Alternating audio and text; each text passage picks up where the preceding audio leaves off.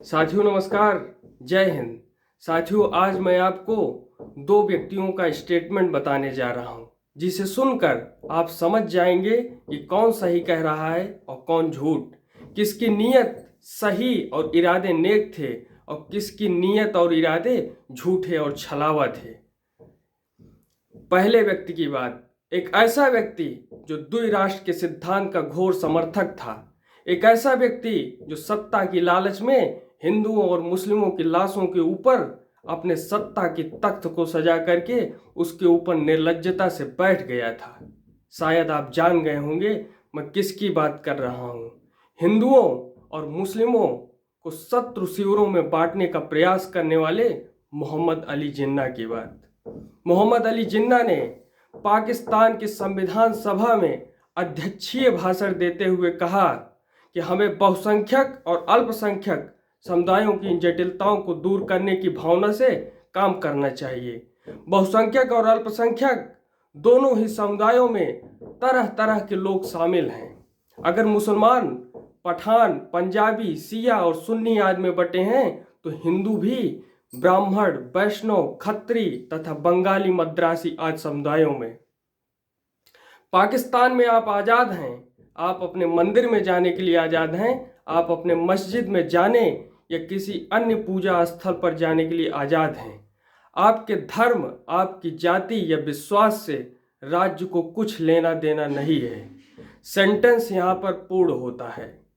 अब आप विचार कीजिए, यदि राज्य का धर्म से कोई लेना देना नहीं है तो पाकिस्तान ने पंथ निरपेक्ष बनने का फैसला क्यों नहीं किया? क्यों उसने राज्य का धर्म इस्लाम स्वीकार किया? ये इनकी पहली झूठ और छलावा साबित होती है। अब आप इस पर भी जरा गौर कीजिए कि जिस व्यक्ति ने डायरेक्ट एक्शन प्लान चला करके हजारों हजारों घरों को दंगे के आग में झोंक दिया, वो व्यक्ति कह रहा है, जिस व्यक्ति ने मानवता की सोच को, मानवता की विचारधारा को सांप्रदायिक दंगों से नष्ट नाबूद करने का प्रयास किया, वो व्यक्ति कह रहा है कि आप मंदिर में जाने के लिए आज़ाद हैं या आप मस्जिद में जाने के लिए आज़ाद हैं। ये इस व्यक्ति की दूसरी झूठ साबित होती है। जिस व्यक्ति के दिमाग में, दिल और दिमाग में जहर घुल गया हो, वो दूसरों के लिए खतरनाक तो है ही, वह अपने लोगों के लिए भी खतरनाक बन जाता है। इसका जीता जागता उदाहरण यह है कि यही वो कट्टरपंथी सोच थी जिसके कारण पाकिस्तान में आतंकवाद को बढ़ने से नहीं रोका जा रहा है। पाकिस्तान में आतंकवाद पूरी गति के साथ आगे बढ़ रहा है, कोई लगाम नहीं है। पाकिस्तान में मंदिर तो छोड़ो, मस्जिदों में बम हमले होते हैं। मलाला यूसुफजई जैसे सामाजिक कार्यकर्ता को गोलियों से भून दिए जाने का कुत्सित प्रयास किया जाता है। क्यों? क्योंकि वो महिलाओं की, छोटे छोटे बच्चियों की शिक्षा की बात कर रही थी, उनको स्कूल में ले जाने का प्रयास कर रही थी। इस कारण वो कट्टरपंथियों और आतंकवादियों के निशाने पर आ गई। यही कट्टरपंथी सोच है जो वहां के अहमदिया मुसलमानों को दोयम दर्जे का नागरिक मानती है, उनसे भेदभाव करती है।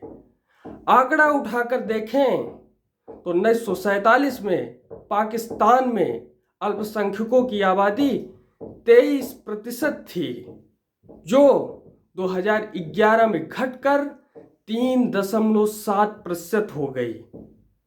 23% से आज 3.7% 2011 में।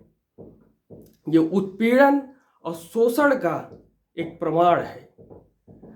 अब बात करेंगे सेकेंड फेज में भारत के प्रथम प्रधानमंत्री जवाहरलाल नेहरू की। 15 अक्टूबर 1947 को उन्होंने मुख्यमंत्रियों को एक पत्र लिखा था। उस पत्र को मैं पढ़ रहा हूं। भारत में मुसलमान अल्पसंख्यकों की तादाद इतनी ज्यादा है, वे चाहें तब भी यहां से कहीं और नहीं जा सकते। यह एक बुनियादी तथ्य है और इस पर कोई अंगुली नहीं उठाई जा सकती।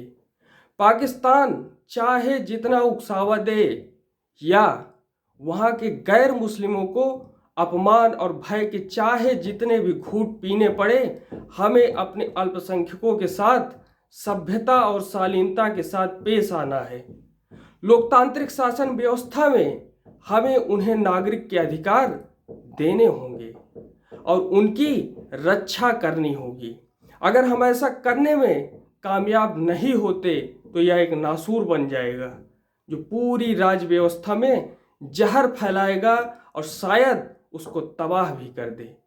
सेंटेंस कंप्लीट हुआ। ये एक ऐसी सोच थी, ये एकतावादी ऐसी सोच थी जिसने भारत के अल्पसंख्यकों को सुरक्षित किया और उन्हें नागरिकता के पूर्ण अधिकार मिले। महात्मा गांधी के सोच के मुताबिक पूरे राष्ट्र में अमन, चैन और शांति का प्रसार हुआ और यही सोच है जो देश की वर्तमान सरकार, मोदी सरकार, सबका साथ, सबका विकास और सबका विश्वास इस मूल मंत्र पर कार्य कर रही है और विकास के ऊंचे ऊंचे मानकों को छू रही है। और यही तो हम सभी के आंखों के सामने साफ और स्पष्ट समझ में आता है कि फर्क साफ है। आप सभी को धन्यवाद। जय हिंद।